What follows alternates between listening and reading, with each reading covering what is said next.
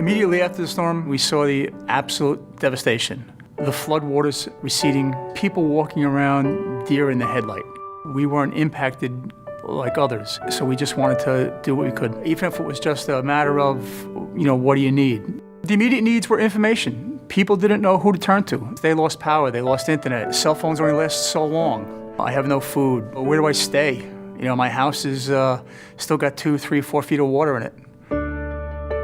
There was quite a few different organizations coming together. So originally I was working with this hurricane relief site where we distributed supplies, food. I said, well, how are we going to organize this? How are we reaching out outside of our own community? I set them up a Facebook page and started networking. The page now has, I think, well over 1,600 people participating.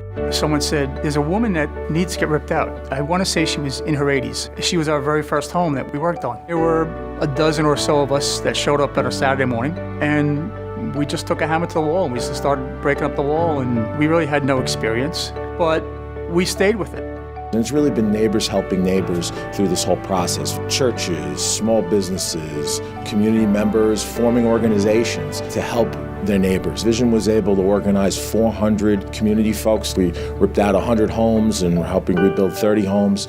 Friends of Long Island came about via Vision Long Island. There's a gap of communication and coordination between the grassroots groups, the national groups and organizations. So Friends of Long Island will bridge that gap.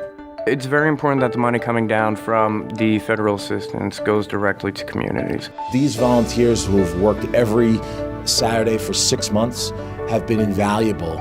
We've taken a group of complete strangers, and every week they come out, and it's neighbor helping neighbor.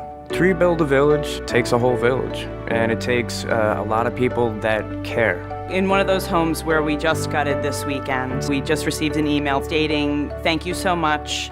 I feel like I can finally move on." The local communities and these organizations prove that things get done at the local level.